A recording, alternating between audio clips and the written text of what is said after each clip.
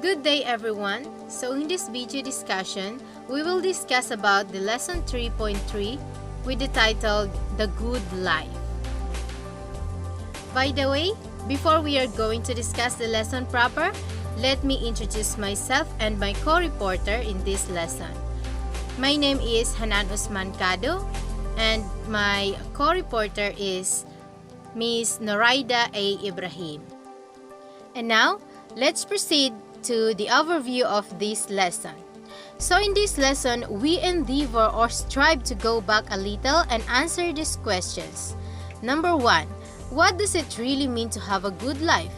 Number 2, what qualities as a good existence? Now, let us know what will be the learning outcomes of this lesson. So at the end of this lesson, the students can examine what is meant by good life.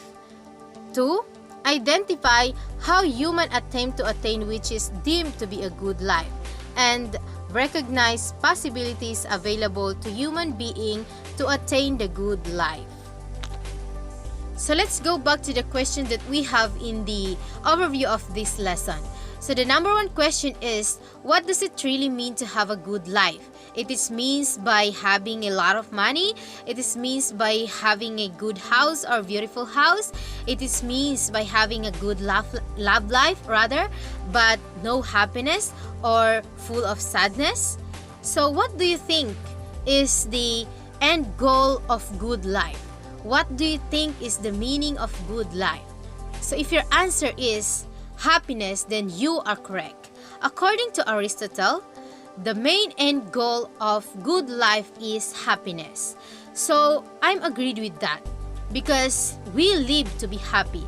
What will be the purpose of our life if we are not happy? If our life is full of sorrow or full of sadness? So that's right, the main end goal of good life is happiness. In ancient Greece, long before the word science has been coined, the need to understand the world and the reality was bound with the need to understand the self and the good life. So means, in ancient Greece, before the word science was coined, so that means the science was not yet really discovered or developed. So they tried to understand the world and the reality that exists in the world. But they realized that before they can understand that, the world and the reality on this world, they must need to understand their self and the meaning of good life first, before they can understand the world and the reality.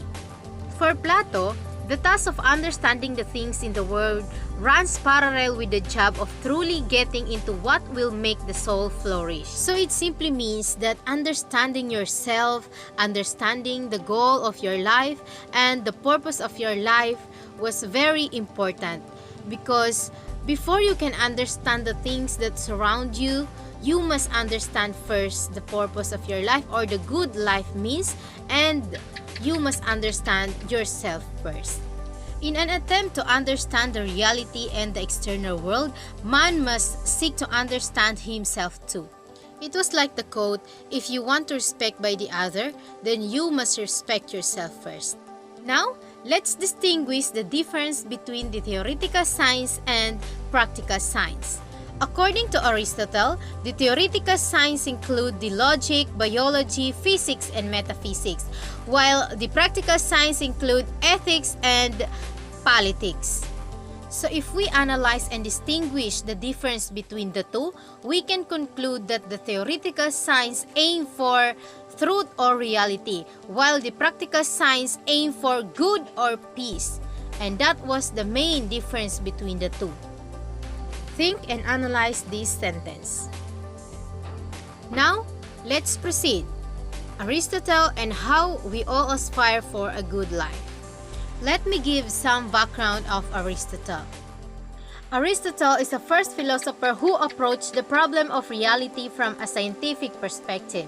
He also the first thinker who dabbled into the complex problematization of the end goal of life. He also embarked on a different approach in figuring out reality. Who is Plato? Plato is a teacher and predecessor of Aristotle who taught that things in this world are not real and are only copies of the real in the world of forms. So what did he mean by the word of forms? So let me discuss first the two aspects of reality. First is the word of matter. In the word of matter, things there are change and impermanent, means that all things that exist there was impermanent or dynamic or not stable.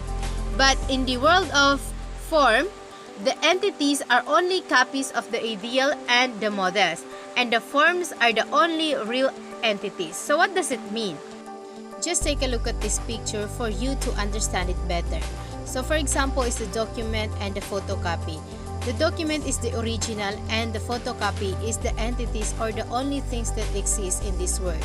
So that's why Plato thought that things in this world is not real and are just copies from the real, but in a word of form. So that is what he meant by the word of form. The only things that exist in this world is just a photocopy from the original. Plato also claimed that despite the reality of change, things remain and they retain from their ultimate whatness.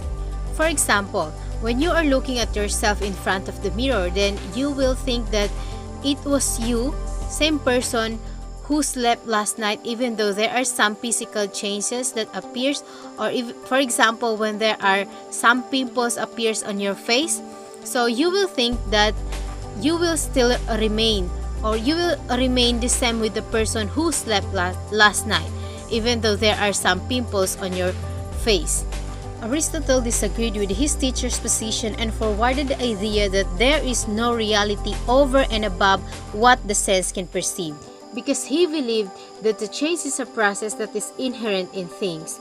All entities in this world start with potentialities and move toward actualities rather. For example, is when we plant a seed, then later on it grows up and become a plant.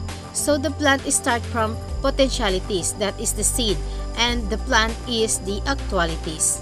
Aristotle extended this analysis and declared that every human being are potentialities who are aspired for their actualities. For example, is why are we studying? Maybe because we are aspired or motivated by the dream that we have, that we want to have a license that we can use to get a job in the future. Aristotle also claimed that the happiness is the be-all and end-all of everything that we do. For example, when you ask a man why he is doing what is he doing right now, then of course, he's doing it because it can make him happy or it can give him happiness. So now let's proceed to the another reporter of this topic.